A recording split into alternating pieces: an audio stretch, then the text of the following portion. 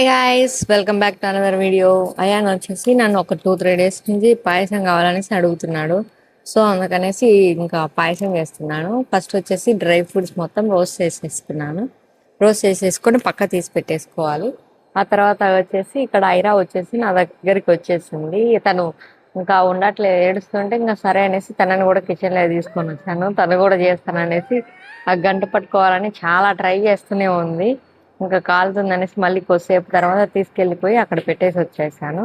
And ఇక్కడ వచ్చేసి మన ఫ్రై చేసుకుంటున్న డ్రై ఫ్రూట్స్ మొత్తం వచ్చేసి రోస్ట్ అయిపోయాయి. ఆ తర్వాత సేమియా కూడా వేసేసుకొని గీలోనే మొత్తం రోస్ట్ చేసేసుకున్నాను. రోస్ట్ చేసుకున్న తర్వాత మనకి 1 గ్లాస్కి 2 గ్లాస్ వాటర్ లాగా వేసుకోవాలి అనమాట. వేసుకున్న తర్వాత బాగా బాయిల్ అవుతాయి. అప్పుడు మనకి ఇలా బాయిల్ చేసుకోవడం వల్ల ఏంటంటే మన డైరెక్ట్ మిల్క్ వేస్తే మనకు తర్వాత గట్టిగా పడిపోద్ది. ఇలా ఫస్ట్ ఇలా వాటర్ వేసి మొత్తం బాయిల్ అయిపోయిన తర్వాత మనం మిల్క్ యాడ్ చేసుకున్నాం అనుకోండి, అది ఎంత టైం అయినా కూడా అలా గట్టి పడకుండా జస్ట్ అలాగే లిక్విడ్గా బాగుంటుంది, టేస్టీగా కూడా బాగుంటుంది.